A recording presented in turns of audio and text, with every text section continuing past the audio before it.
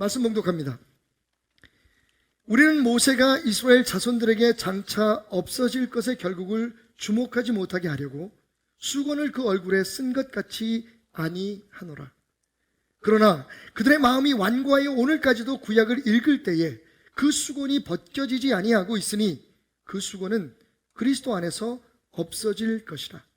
오늘까지 모세의 글을 읽을 때에 수건이 그 마음을 덮었도다. 그러나 언제든지 주께로 돌아가면 그 수건이 벗겨지리라. 주는 영이시니 주의 영이 계신 곳에는 자유가 있느니라.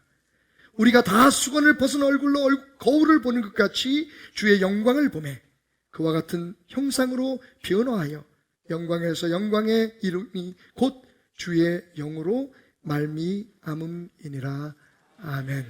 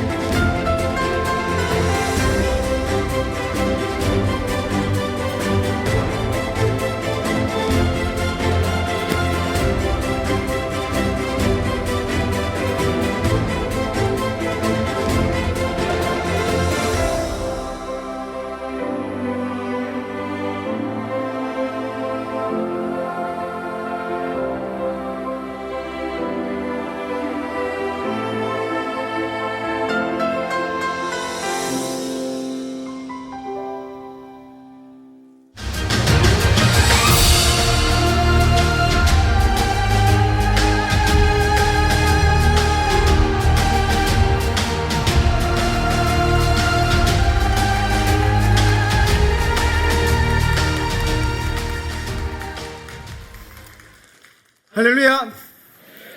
여러분, 주님을 사랑하십니까? 주님을 경배하십니까? 오늘 우리가 하나님을 경배하고 찬송할 때에 우리 하나님은 우리의 모든 그 경배와 그 마음을 보시고 기뻐 영광 받으십니다. 그렇습니까? 오늘 우리가 마음을 다해 뜻을 다해 하나님을 경배하는 이 예배가 되었으면 좋겠습니다.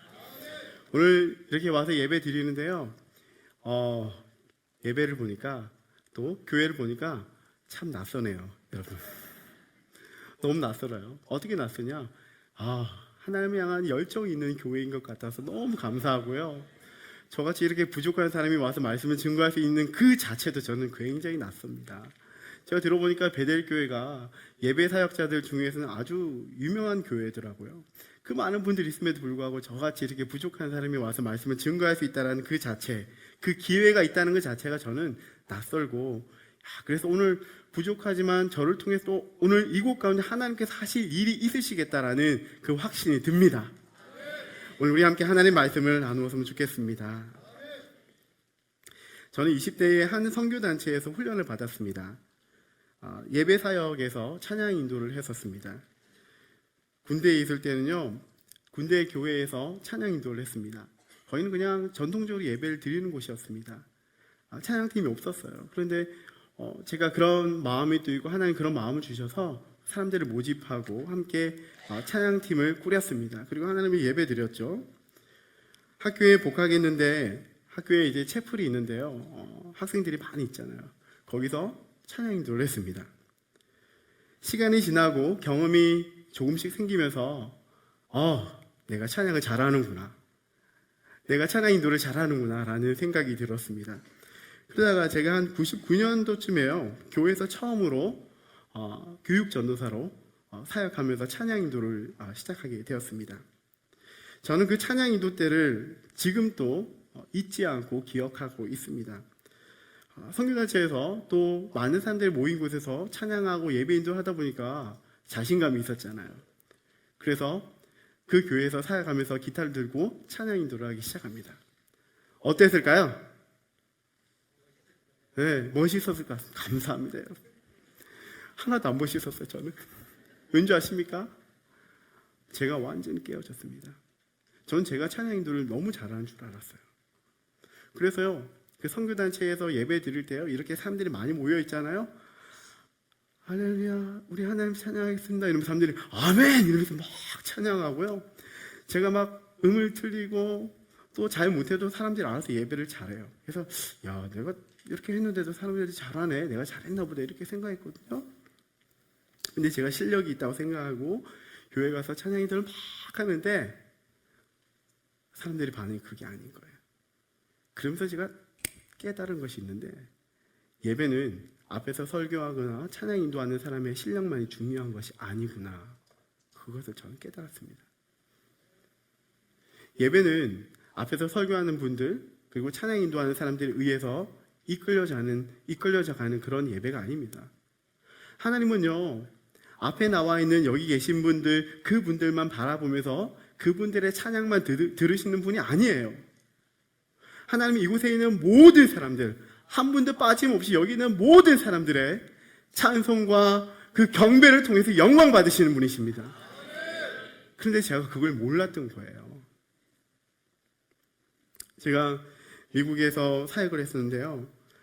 그 근처에 보게 되면 유명한 그 미국 교회들 2개가 있습니다. 제가 참 좋아하는 교회예요.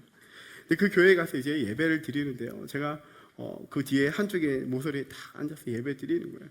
근데 너무 재미난 그 장면을 제가 봤는데요. 앞에서 목사님이 막 설교하잖아요. 사람들이 어떻게 하는 줄 아십니까? 약간 흑인들이 많은 분이셨어요.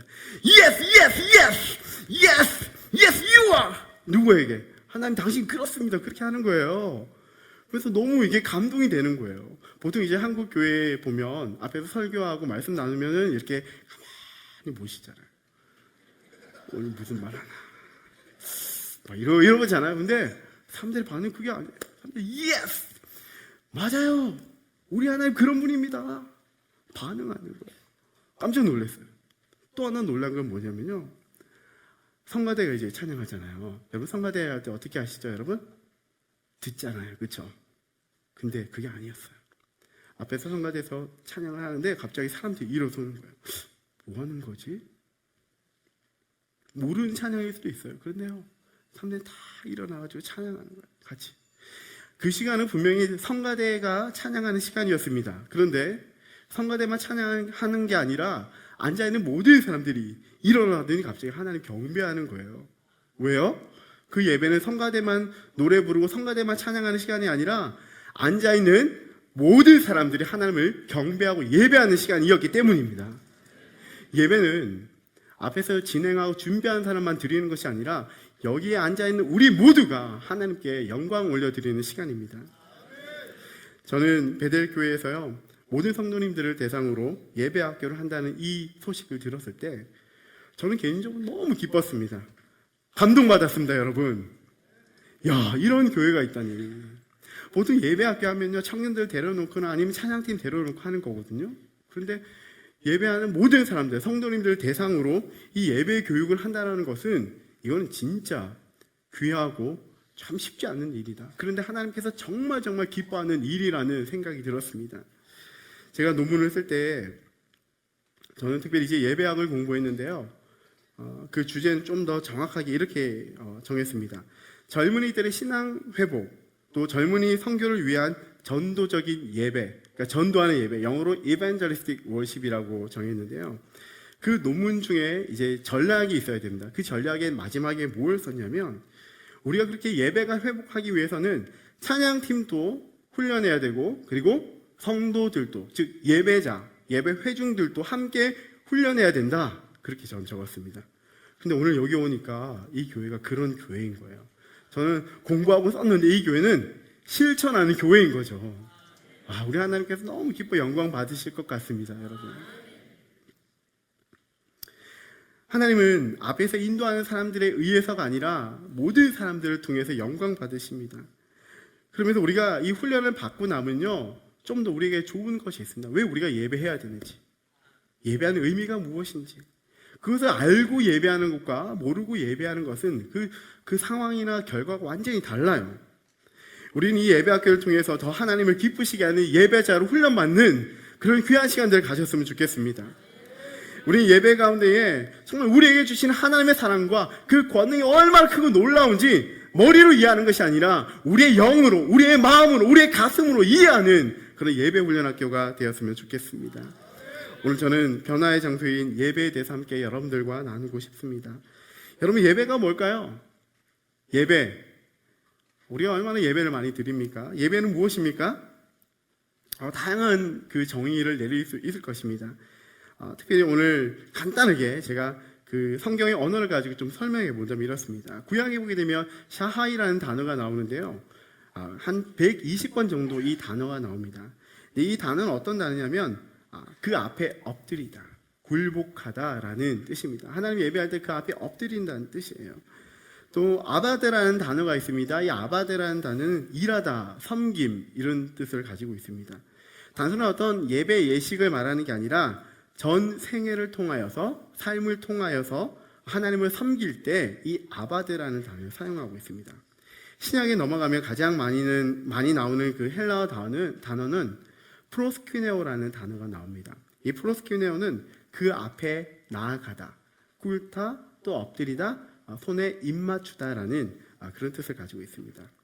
레이투르기아라는 단어가 나오는데요. 이거는 믿음의 순종으로 하나님께 바치는 봉사라는 뜻을 가지고 있습니다. 여러분, 우리가 예배하는데 이 예배가 영어로 어떻게 설명하죠?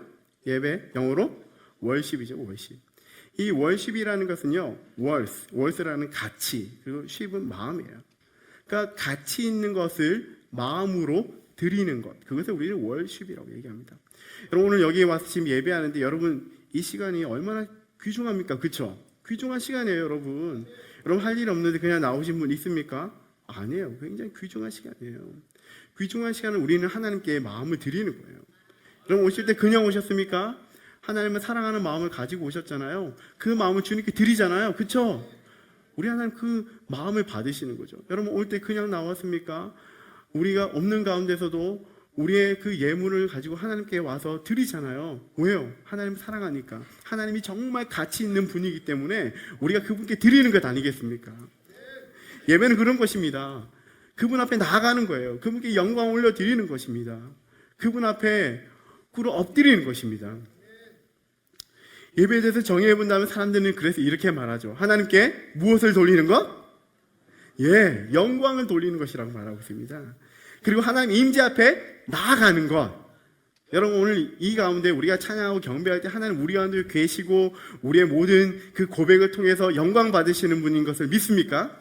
네, 우리 사람만 보고 있지만은 우리 가운데 보이지 않는 것 같지만 영이신 하나님께서 우리와 함께 하시는 것입니다.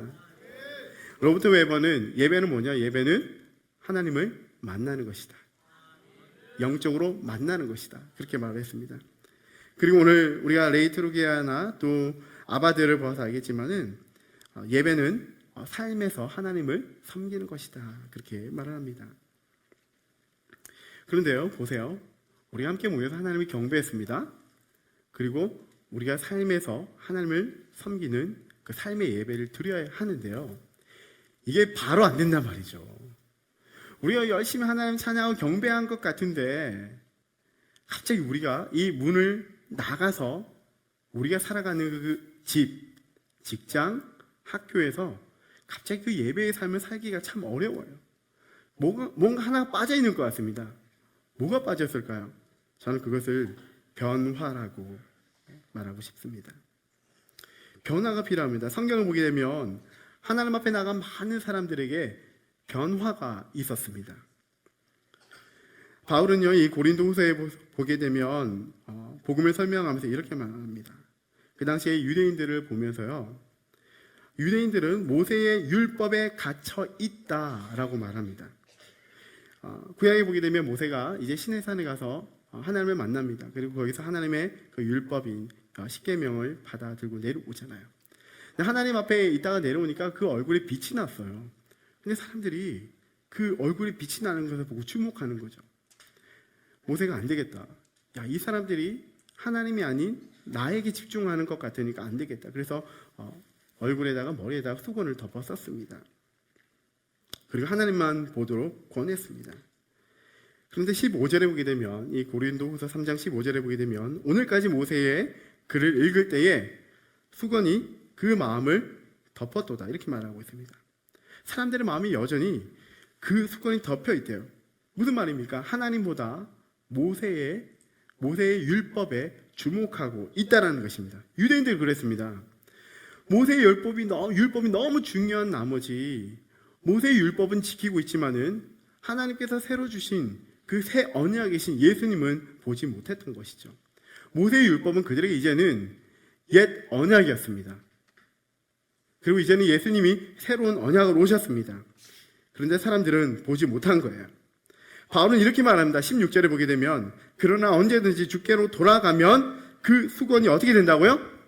벗겨진다 이렇게 말하고 있습니다. 18절에 보게 되면 우리가 다 수건을 벗은 얼굴로 거울을 보는 것 같이 주의 영광을 보매 그와 같은 형상으로 어떻게 하여? 변화하여 이렇게 말하고 있습니다. 하나님 앞에 나갈 때에 그 옛 언약을 바라보면서 형식적인 것과 다른 것들을 막 보고 있는데 하나님 앞에 나가면은 우리가 쓰고 있는 그 모든 수건들이 다 벗겨진대요. 하나님을 만나고 나면 우리가 그 영광의 주님을 바라볼 수 있대요. 그런데 그 영광의 주님을 바라보고 나면 어떤 일이 일어나냐? 우리에게 변화가 있다라고 말하고 있습니다. 변화가 있어요. 그리고 우리가 그의 형상을 본받아 영광에서 영광에 이른다. 그렇게 말하고 있습니다. 우리가 예배를 통해서 주의 임재 앞에 나갈 때요. 주님을 만날 때 우리는 우리의 옛사람, 죄의 유혹들, 이전의 그 모든 죄의 삶들이 우리에게서 벗겨지는 것을 경험하게 되었습니다. 주의 영광을 볼 때 우리는 그분의 형상으로 바뀌어지는 거예요. 그러므로 예배는 변화의 장소입니다. 예배는 변화의 장소입니다. 히브리서 10장 9절에서 10절을 보게 되면 이렇게 말합니다. 그 변화는 우리의 거룩함이라고 말합니다. 그 후에 말씀하시기를 보시옵소서 내가 하나님의 뜻을 행하러 왔나이다 하셨으니 그 첫째 것을 폐하심을, 이 첫째 건 무엇입니까? 옛 언약이죠. 모세의 율법이죠. 그게 폐하여지고 둘째 것을 세우려 하심이라. 그 둘째가 무엇입니까? 이 뜻을 따라 예수 그리스도의 몸을 단번에 들이심으로 말미암아. 새 언약, 그것은 바로 예수 그리스도입니다. 예수 그리스도예요. 옛 언약이 폐하고 새 언약이신 예수 그리스도를 이제 우리가 믿게 되어지면서 우리에게 거룩이 나타난다 이렇게 말합니다. 구약에서는요 예수님이 아직 이 땅에 오지 않으셨습니다. 그래서 어떻게 하죠? 예배 드릴 때에 동물들을 끌고 갔습니다. 혹시 여러분 오늘 오실 때 집에 있는 소나 양 아니면 옥서서 강아지 이렇게 끌고 오신 분 있나요? 그렇게 할 필요가 없죠. 구약에서는 그렇게 했습니다. 그런데 오늘 그렇게 할 필요가 없습니다. 왜요? 예수님께서 십자가에서 죽으셨기 때문입니다. 단번에 그가 희생하심으로 우리에게 거룩을 허락하셨습니다. 우리가 그 거룩을 얻게 되는 것이죠.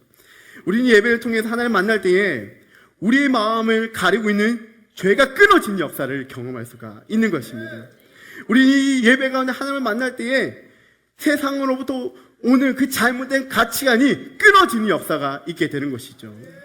그리고 우리가 하나님에 대한 오해, 믿음에 대한 오해들이 끊어지는 역사가 있게 되는 것입니다. 예배에서 우리는 어린 양 되신 예수님을 통해서 우리가 먼저 거룩해지고 그리고 거룩의 삶으로 우리가 세움을 받게 되는 것입니다. 오늘 왜 이 세대의 기독교가 또 교회가 약해지고 있는가? 왜 우리 교회와 성도들이 하나님의 능력을, 그 하나님 나라의 능력을 왜 자꾸 상실하고 있는가? 왜 하나님의 은혜와 역사가 점점 우리의 삶 가운데 우리 교회 안에 사라지고 있느냐? 또 왜 한국 교회는 다음 세대 중요하다고 그러는데 왜 다음 세대를 자꾸 잃고 있느냐? 몇 가지 요인이 있는데 그 중에 하나는 예배의 영광을 잃어버렸기 때문입니다. 예배 가운데 그 거룩함을 회복하고 예배 가운데 하나님의 나라와 그 능력을 경험해야 되는데 예배가 형식적으로 변하고 사람의 그 마음을 위로하는 복을 주기를 원하는 그런 예배로 자꾸 바뀌어가니까 하나님 능력이 나타날 수가 없는 거예요. 하나님 나라의 진리가 드러나기보다는 사람들이 듣기 좋아하는 말씀이 선포되어지니까 하나님의 나라, 하나님의 능력이 더 이상 나타날 수가 없는 것이죠. 예배의 결과는 변화였습니다. 예배할 때마다 우리가 기대할 수 있는 것은 예수님에 의해서 거룩해지는 것입니다. 그리고 거룩의 형상으로 변하게 되는 것을 우리는 기대할 수가 있습니다. 그리고 더 나아가서 우리는 하나님을 기쁘시게 하는 삶의 거룩한 예배로 나아갈 수가 있습니다. 함께 좀 살펴보고 싶습니다. 5가지를 살펴보고 싶은데요. 예배를 통해서 우리는 도대체 그러면 무엇이 변화해야 됩니까? 변화해야 된다, 변화해야 된다 이렇게 말하는데 도대체 우리가 예배 안에서 어떤 변화를 기대할 수 있겠습니까? 라고 물어볼지 모르겠습니다. 저는 이벤저리스틱 월십이라는 그 전도적 예배에 대해서 논문을 쓰면서 5가지의 변화가 하나님의 임재 앞에서 나타나야 된다는 것을 성경을 기준으로 적었었습니다. 함께 나누고 싶은데요. 첫 번째는 회심입니다. 회심. 컨버전이라고 영어에서 말합니다.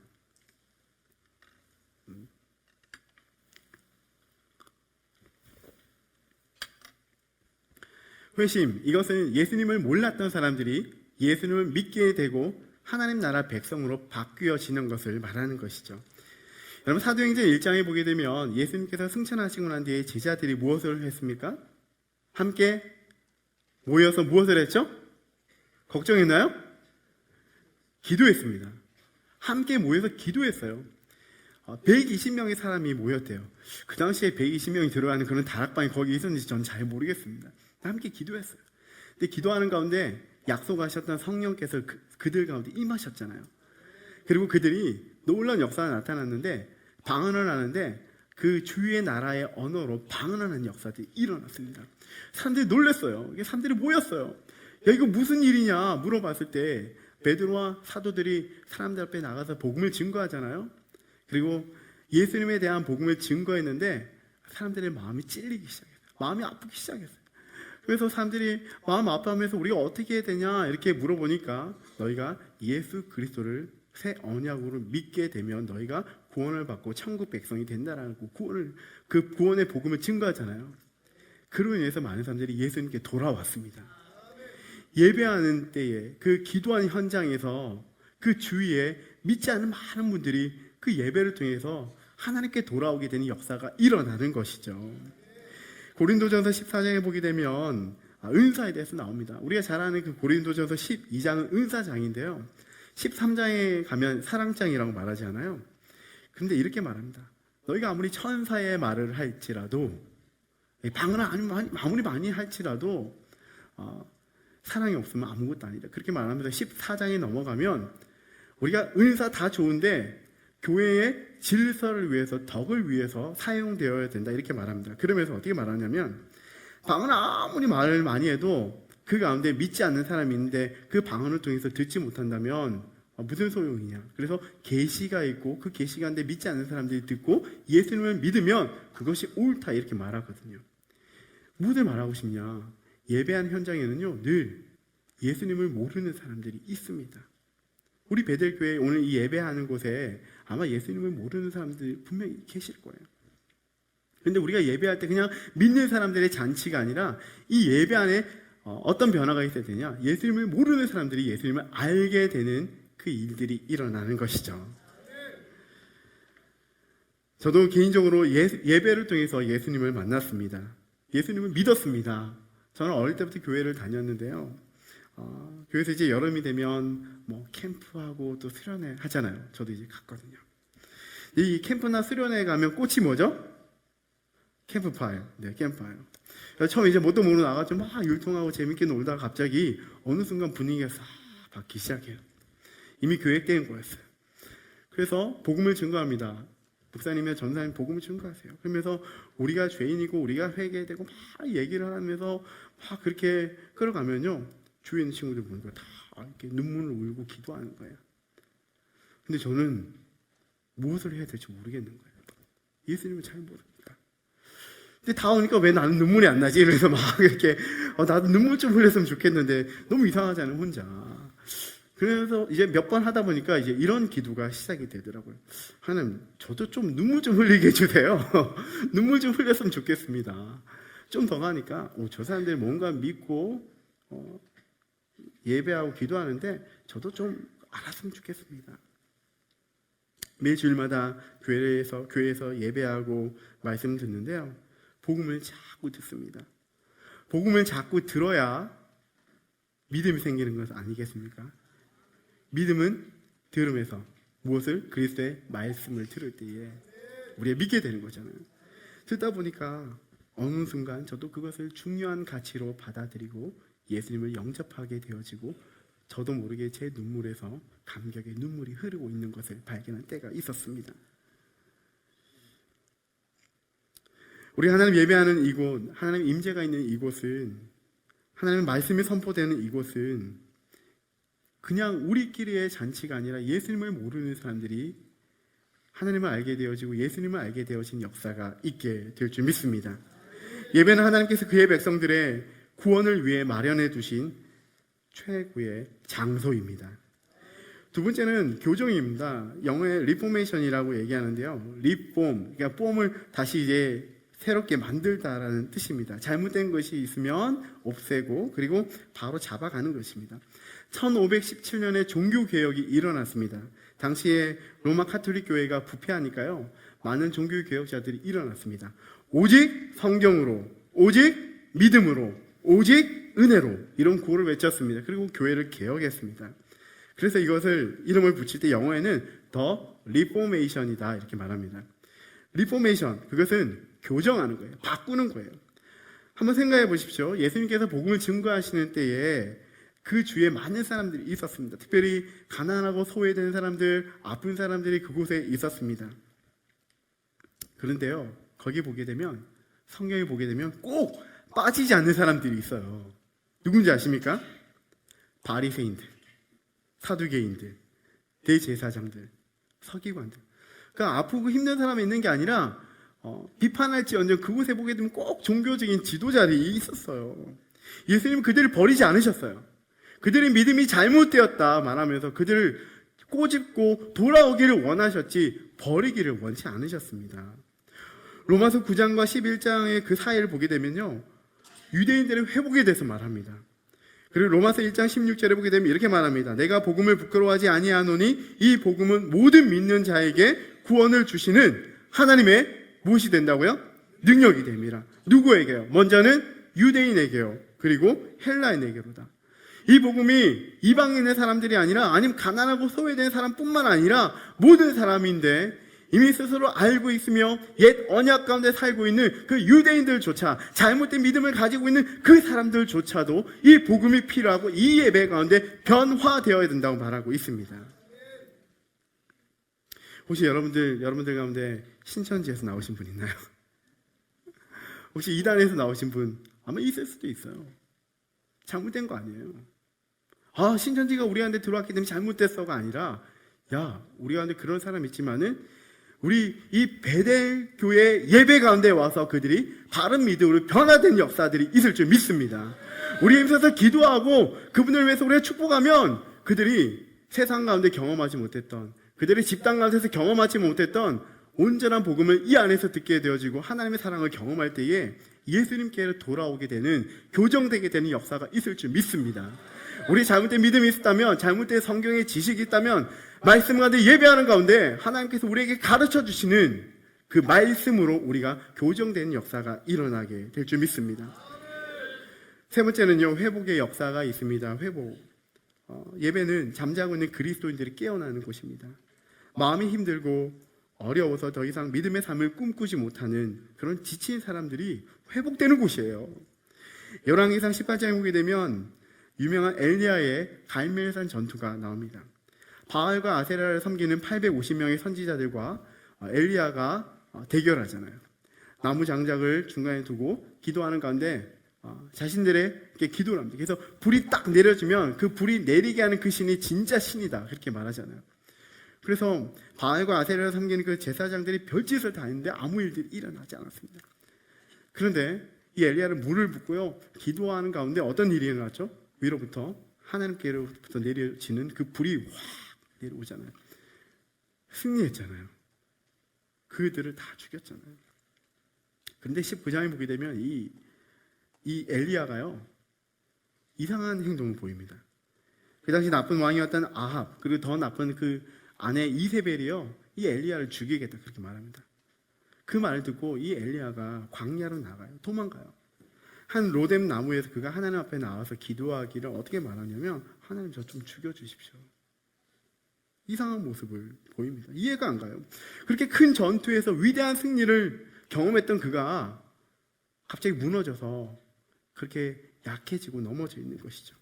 그때 하나님께서 어떻게 하셨습니까? 그에게 천사를 보내주셨습니다. 그리고 어루만져 주셨어요. 떡과 물을 주셨습니다.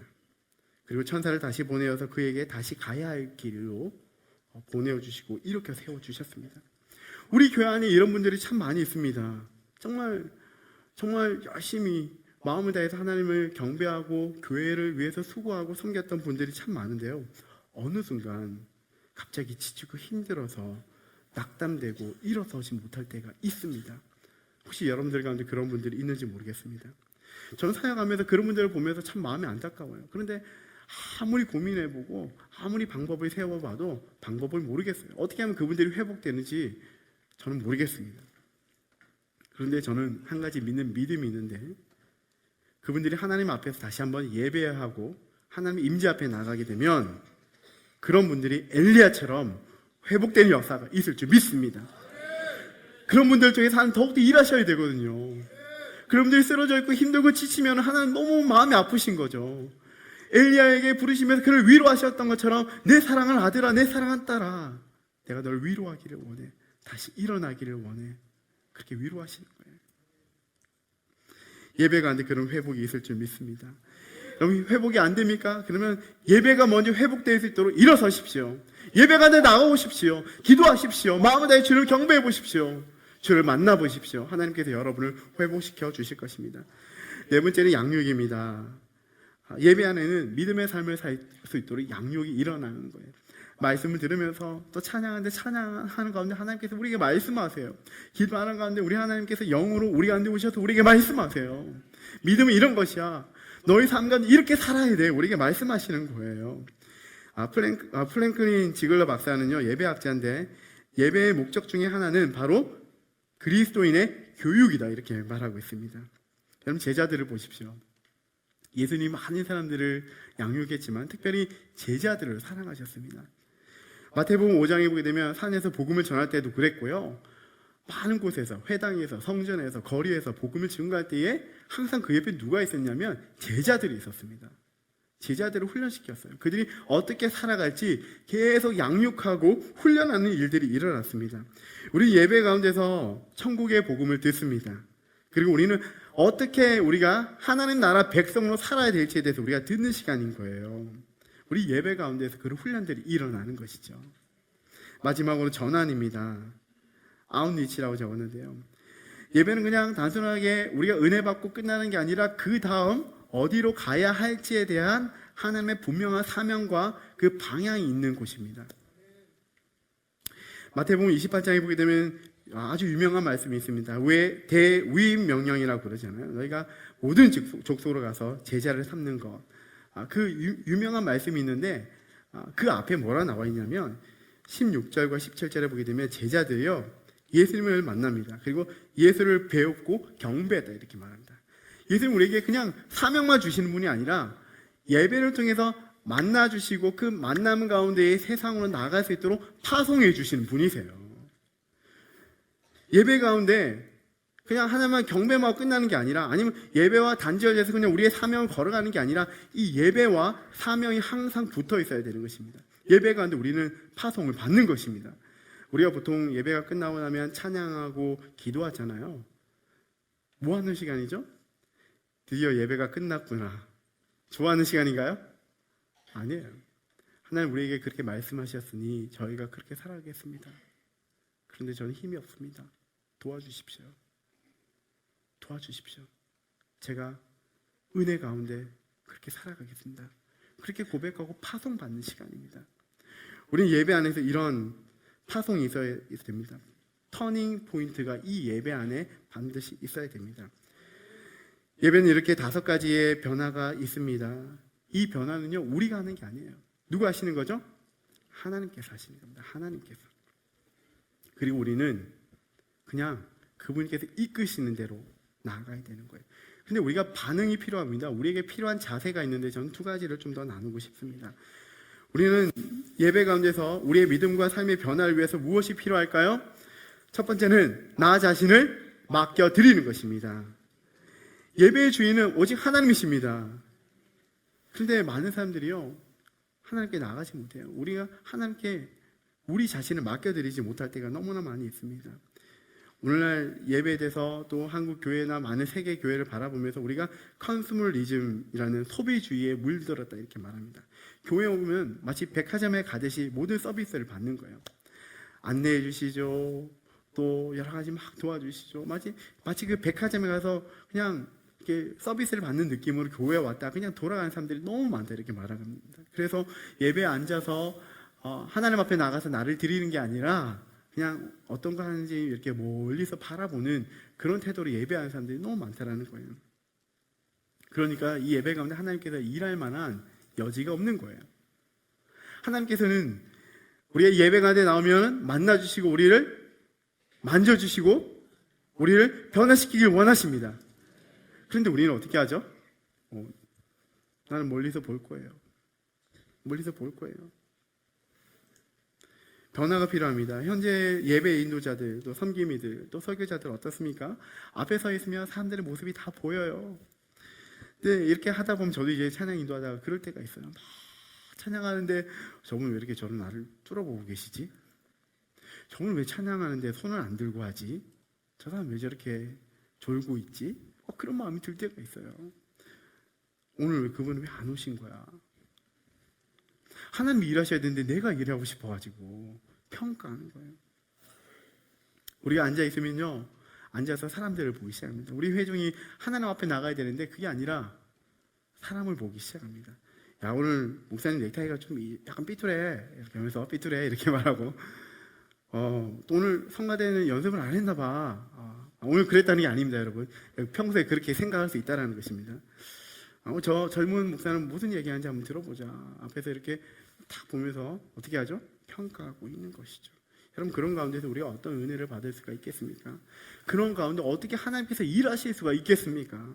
여러분, 아니에요. 예배 가는데 우리는 관객이 아니라 하나님이 우리의 예배를 받으시는 거예요. 우리는 예배자인 거예요, 모두가. 앞에 선 사람은요, 하나님을 의도적으로 바라봐야 됩니다. 사람이 아니라 하나님 앞에 내가 먼저 예배자가 되어야 됩니다. 그리고 앉아있는 사람들은 앞에 인도함에 따라가지만은 앞에 있는 사람을 보는 것이 아니라 저 모니터를 보는 것이 아니라 우리 가운데 임재하신 누구를 보는 것입니까? 하나님을 바라보는 것입니다. 그리고 그분 앞에 나가는 것입니다. 그리고 이렇게 말하는 것입니다. 하나님, 저를 빚어주십시오. 하나님은 토기장이시고 저는 진흙입니다. 당신이 원하시는 대로, 당신의 형상대로 저를 빚어주십시오. 제가 지난 여름에요, 눈 수술을 좀 했습니다. 사람들이 물어봅니다. 눈 수술했다니까 라시겠냐고, 라스겠냐고. 근데 제가 백내장 수술을 했습니다. 이렇게 젊은데, 그렇죠? 포도막염이 와서 그것을 치료하는 과정 가운데 눈에 이제 뭔가 좀 안 좋아졌어요. 그래서 술정체가 뿌옇게 바뀌고 그래서 백내장이 생겼습니다. 수술을 했어요. 수술실 들어가는 게 너무 무섭더라고요, 생각보다. 이게 보통은 누워가지고 마취해서 들어가잖아요. 근데 제가 제 두 다리로 이렇게 가가지고 탁 수술실 들어가고 누우라고 하니까 누워야 되는데 무서운 거예요. 근데 수술대에 누웠습니다. 그럼 수술대에 누워서 제가 할 수 있는 게 무엇이 있죠? 네, 기도. 근데 수술을 위해서 제가 할 수 있는 게 있나요? 제가 갑자기 메스 이러면서 갑자기 눈을 이렇게 하고 이렇게 하나요? 의사가 하는 대로 해야 돼요. 위로 보세요. 옆으로 보세요. 의사가 다 하는 거예요. 나는 뭐 하죠? 그냥 알아서 하세요. 이거밖에 없어요. 그렇죠? 찬양 중에 그런 찬양 있잖아요. 주께 드리네, 주께 드리네. 그 주께 드리네 보면요, 영어 가사는 I surrender all이라고 말합니다. 나 항복했다. 항복했다. 나 하나님 앞에서 아무것도 할 거 없습니다. 하나님 당신 마음대로 하십시오. 이게 I surrender all이에요. 예배 가운데 오면서 우리가 관객이 되어서 오늘 어떻게 하나, 어떤 일이 있나 이게 보는 게 아니라 어떻게 하는 거예요? 하나님 앞에 나를 내어드리는 거예요. 하나님 당신 마음대로 저를 수술하십시오. 저에게 변화를 주십시오. 당신의 형상으로 빚어주십시오. 그때 하나님은 예수 그리스도의 보혈을 통해서 우리의 죄를 도려내시고 거룩하게 하시고 당신의 뜻 가운데에 우리를 빚어주시고 만들어주실 줄 믿습니다. 또 하나가 필요한데요, 우리에게 필요한 것은 믿음의 삶을 위한 매뉴얼을 만드는 것입니다. 로마서 12장 2절에 보게 되면 너희가 이 세대를 본받지 말고 오직 마음을 새롭게 함으로 변화를 받아 하나님의 선하시고 기뻐하시고 온전한 뜻이 무엇인지 분별하도록 하라, 이렇게 말합니다. 그러니까 우리가 예배 가운데 찬양을 통해서 말씀을 통해서 기도하는 가운데 하나님께서 우리에게 주신 메시지가 있어요. 그것을 들었어요. 아, 너무 좋다. 너무 힘이 돼. 너무 은혜가 돼. 그리고 집에 갈 땐 다 잊어버리는 게 아니라 하나가 필요한데 그 말씀을 가지고 우리의 삶으로 대한 매뉴얼을 만들어야 됩니다. 사랑에 대해서 들었습니다. 그러면 어떻게 사랑해야 될지 한번 고민해 보는 거예요. 내가 사랑할 수 없는 사람을 만났을 때 나는 어떻게 할까? 의도적으로 안아줘야지. 뭐 이런 매뉴얼이 있어야 되는 거 아니겠습니까? 저희 부모님이 다니는 교회에서 일어났던 일인데요. 부모님이 이제 몸이 좀 안 좋으세요. 그래서 예배가 끝나고 난 뒤에 이렇게 엘리베이터를 탔어요. 그날 이제 그 엘리베이터 타기 전에 예배가 끝나고 난 뒤에 서로 사랑합니다 이렇게 막 고백하래 가지고 사랑합니다 악수하고 안아주고 그리고 이제 가가지고 엘리베이터 탄 거거든요. 근데 엘리베이터가 하나밖에 없어요. 그래서 엘리베이터 문이 열렸어요. 어떻게 하죠? 많은 분들이 들어가셨어요. 근데 너무 많이 들어가시니까 소리가 삐 하면서 문이 안 닫히는 거예요. 어떻게 했을까요? 누군가가 오 하면서 나와야 되는데 그게 안 되는 거예요. 제일 늦게 탄 사람 내리세요. 젊은 네가 좀 내려라. 뭐 이러는 거예요. 지금 교회가 좀 커가지고 서로 잘 모르니까. 아니 방금 조금 전에 사랑합니다. 하나님 우리 사랑하십니다. 우리도 사랑이 됩니다. 막 이랬는데 갑자기 예배 탁 나갔는데 갑자기 네가 내려라 이러면서 있는 거예요. 여러분 뭐가 문제예요? 예배가 끝난 지 지금 1시간이 지났습니까? 하루가 지났습니까? 사랑에 대한 말씀을 들었다면 그 말씀에 대한 매뉴얼이 있어야 되는데 매뉴얼이 없는 것이 문제인 것이죠. 삶에 대한 전환점에 대한 분명한 어떤 기준이 있어야 되는데 그게 없는 거예요. 그런 매뉴얼이 없다면 우리가 어떻게 삶에서 그런 믿음대로 살아갈 수가 있을까요? 예를 들어서 야고보서 1장의 말씀을 듣거나 묵상했는데 거기 보면 이런 말씀 나와요. 2절에 너희가 여러 가지 시험을 만나거든 온전히 기쁘게 여기라 이렇게 나오거든요. 그래 시험을 만날 때 그게 어떤 시험인지 생각하지 말고 무조건 기쁘게 여겨야 되는구나. 그래서 저는 마음에서 정한 거예요. 오케이 어려움이 생겼다? 짜증내지 말고 한번 제스처럼 혼자서 재보자. 아싸 왜? 기쁘게 여기라고 했으니까. 3절에 보게 되면 이렇게 나와요. 4절에 보게 되면 하나님이 그 믿음의 시련을 통해서 우리에게 인내를 주시고 하나님 사용하시기에 조금 더 부족함이 없는 사람을 만드시겠다 그렇게 말하거든요. 그러니까 어려움이 생겼으니까 아싸 하나님 나를 바꾸실 기회가 왔어 이렇게 해야 되는데 그 말씀 듣고 아멘 하고 나가는데 갑자기 어려운 일이 생겼어요. 갑자기 막 짜증내고 울고 이러면은 안 되는 거잖아요. 뭐가 문제예요? 매뉴얼이 없는 거예요. 매뉴얼을 만들어야 돼요. 말씀을 들으면서 여러분 매뉴얼을 만들어야 되는 것입니다. 그 일들이 있어야 됩니다. 왜 우리의 삶의 예배가 없고 삶이 변하지 않느냐? 그것은 매뉴얼이 없어서 그렇습니다. 말씀을 들었다면 그것을 만족해하고 끝나는 것이 아니라 그 말씀대로 사는 것이 무엇인지 묵상해야 돼요. 예배 가운데 예배 시간 너무 짧다면 그날 오후에 주일 저녁에 반드시 그 말씀을 묵상하면서 구체적으로 나는 어떻게 할지 사람들이 미워졌을 때 어떻게 할지 그 말씀의 기준에서 들었던 은혜 받았던 그 말씀의 기준에서 정확한 행동 매뉴얼을 만드셔야 됩니다. 우리 한국교회 많은 성도들이 많은 교회가 이 매뉴얼을 만드는데 실패한 것 같습니다. 여러분 매뉴얼을 꼭 만드십시오. 이제 말씀을 마무리하려고 합니다. 하나님은 우리가 예배 안에서 변하기를 원하세요. 하나님 영광 돌리러 나왔을 때 그분께 온전히 맡겨드렸을 때 하나님 우리를 변화시켜 주세요. 우리가 예배 가운데 그 많은 변화의 은혜를 경험했음에도 불구하고 우리가 그 변화된 믿음으로 살아가는데 여전히 걸림돌이 있습니다. 그것은 현실에 대한 두려움이에요. 실패에 대한 두려움을 가지고 있습니다. 변화의 그 은혜까지는 좋았어요. 그런데 그 믿음을 실천하려고 하니까 두려운 것이죠. 왜냐하면요, 세상이 그렇지 않으니까. 사람들의 이목이 두렵습니다. 왠지 손해볼 것 같습니다. 세상의 시각으로 보게 되면 그 믿음대로 살려고 하니까 손해가 많을 것 같습니다. 하나님 훈련하시고 우리를 거룩하게 하시고 그렇게 살라고 하시니까 우리가 살고는 싶은데 그렇게 살면 손해가 이만저만이 아닌 거예요. 그래서 우리는 이렇게 고백하죠. 하나님, 정말 믿음 생활 못하겠습니다. 이거 제가 예수님 믿고 이렇게 손해보고 살아야 되겠습니까? 이렇게 물어볼 때가 많이 있습니다. 그런 우리에게 하나님은 예배에서 변화와 더불어서 한 가지 더 주시는 것이 있는데, 그것은 바로 소망입니다. 그 믿음을 삶의 예배로 바꾸어 살아갈 때, 너가 실천할 때 너는 절대 실패하지 않아. 그렇게 말씀하시는 거예요. 너를 향한 나의 사랑은 절대 실패하지 않아. 그렇게 말씀하는 거예요. 저는 개인적으로 한국에 귀국하면서요, 다음 세대 청년들의 그 신앙 회복 그리고 선교를 위해서 하나님 부르셨기 때문에 그 사역을 하기 위해서 이 땅에 다시 돌아왔습니다. 저는 처음부터 그 마음을 가지고 미국에 유학으로 갔고 공부했고 사역했고 또 돌아왔습니다. 이제 삶을 정리하고 돌아오는데요, 3개월 전의 일입니다. 그런데요, 제 믿음이 왔다 갔다 하는 거예요. 제 마음이 왔다 갔다 하는 거예요. 하나님이 예배할 때마다 그리고 공부할 때마다 사역할 때마다 하나님 그 마음을 너무 강하게 주셨거든요. 그런데 현실적으로 다시 돌아오려고 하니까 무서운 거예요. 가면 집도 없지요. 우리 아이들은 어떻게 하는 걸까? 또 나는 정말 해가지고 어떻게 사역을 할 수 있는 걸까? 고민이 되는 거예요. 무서운 것이죠. 믿음은 믿음인데 현실이 너무 다른 거예요. 두렵죠. 하나님, 어떻게 하죠? 제가 예배를 드리는 가운데 하나님을 경배하는데요, 그날 찬양과 메시지를 통해서 하나님께서 저에게 주시는 말씀이 있었습니다. 그래서 뭐냐면, 나의 사랑은 절대 실패하지 않는다. 그것이었습니다. 영어로 이렇게 나왔습니다. His love is never fails. 나의 사랑은, 그의 사랑은 절대 실패하지 않는데요.